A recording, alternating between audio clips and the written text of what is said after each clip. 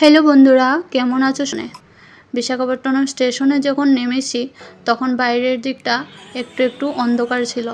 বাবা এখানে একটা কফি আর এক প্যাকেট বিস্কুট নিয়ে আনন্দের সহিত হ্যাপি কফি ডে বলে খেয়ে নিল। তারপর আমরা একটু ওয়েটিং রুমে ওয়েট করছিলাম যে 6টা সাড়ে 6টা নাগাদ আমরা একটা গাড়ি ধরে আমাদের হোটেলে চলে যাব। যেহেতু হোটেলের টাইমিংটা ছিল 9টা থেকে, কিন্তু আমাদের আগে থেকে একটু বলা ছিল যে আমরা 9টার আগে গিয়েই পৌঁছে যাব। আর আমাদের লাগেজগুলো আমরা ক্লক রুমে জমা রেখেছিলাম, যে কিছু সময় ওয়েটিং রুমে। হোটেলের নাম ছিল বিষ্ণু রেসিডেন্সি। এখন আমরা গাড়ি থেকে নামে লাগেজগুলো নিয়ে আমরা হোটেলের উপরে উঠে যাচ্ছি। আর যেহেতু হোটেলের নাম বিষ্ণু রেসিডেন্সি, সেখানে বিষ্ণু তো বিরাজমান। তো আমাদের হোটেলের রুম ছিল দোতলার উপরে। এখানে বাবা আর সৌরভ এসে প্রথমে হোটেলের রিসেপশনে এসে কথা বলে নিচ্ছে।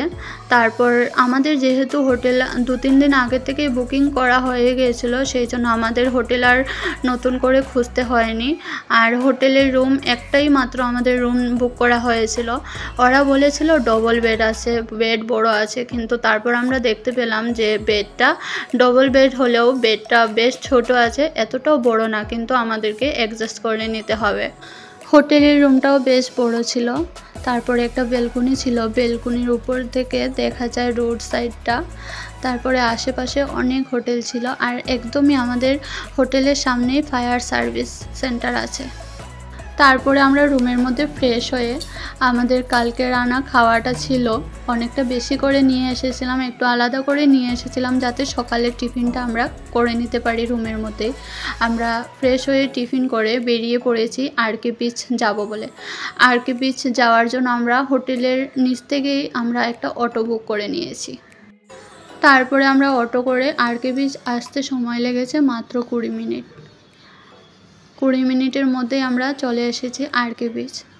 এই জায়গাটা এতটাই সুন্দর, তোমরা যত সময় না নিজের চোখে দেখতে পারছো তত সময় বিশ্বাস করতে পারছো না। সবচেয়ে বড় যে এই কথাটা হচ্ছে, এখানের মানুষের ভাষা আমরা একদমই বুঝতে পারছি না।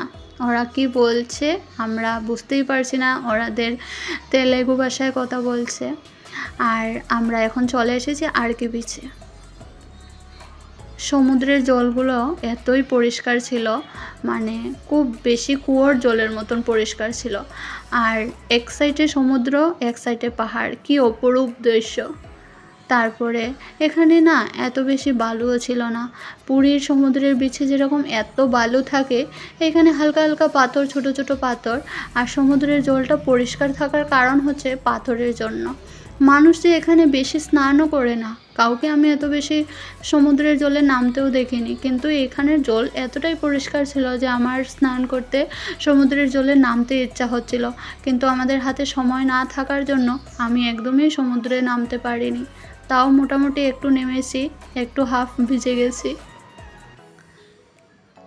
দেখতেই পারছো তোমরা সমুদ্রের জলটা কত পরিষ্কার, সত্যি খুব ভালো লেগেছে।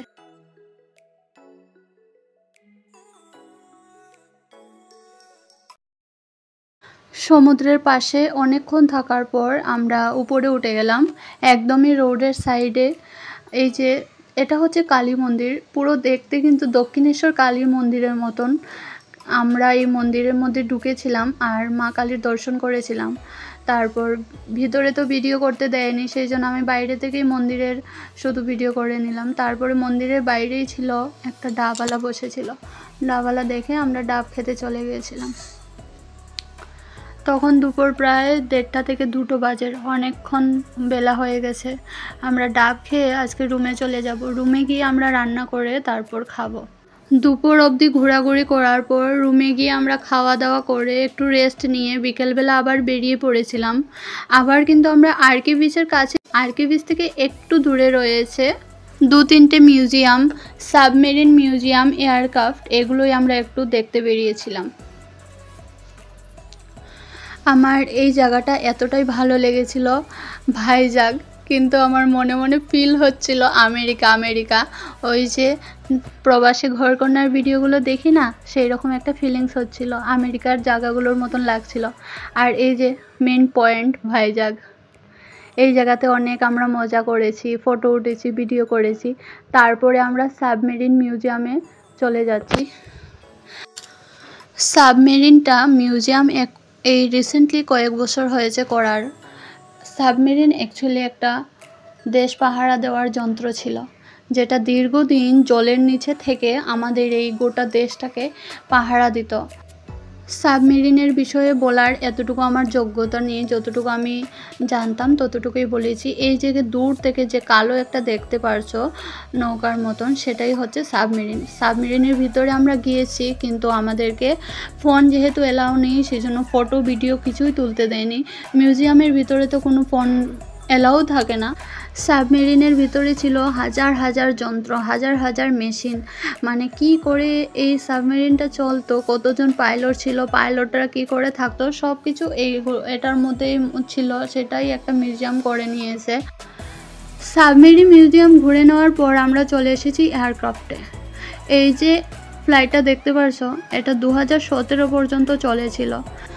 ভারতীয় সেনাবাহিনীরা এই ফ্লাইটটার মাধ্যমে যুদ্ধে অংশগ্রহণ করত বা যুদ্ধ করত, অনেক আমাদের প্রাণ রক্ষা করেছে, অনেক এই দেশকে রক্ষা করেছে, এটার মাধ্যমেই অনেক কিছু করেছে। আজকে এইটা একটা মিউজিয়ামের মধ্যে রাখা, আমরা সবাই গিয়ে দেখতে পারছি, অনেক কিছু জানতে পারছি এইটার মাধ্যমে। বেশ ভালো লাগছিল। আর চারিদিকের পরিবেশটা এতটাই শান্তশিষ্ট, এতটা মনোরঞ্জনমূলক ছিল যে বলার মতন কিছু নেই। শুধু মনে হচ্ছিল এখানেই থেকে যাই, দেখতেই থাকি, ভিডিও করতেই থাকি।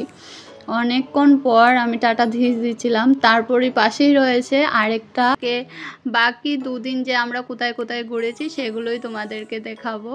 তো তোমরা আমার নেক্সট ভিডিওর জন্য অপেক্ষা করো। আজকের মতো টাটা, বাই বাই, দেখা হবে নেক্সট ভিডিওতে। আজকের ভিডিওটা তোমাদের কেমন লাগলো কমেন্ট করে অবশ্যই জানাবে। লাইক, কমেন্ট অ্যান্ড সাবস্ক্রাইব করতে একদমই ভুলবে না। টাটা, বাই বাই, ভালো থেকো, সুস্থ থেকো।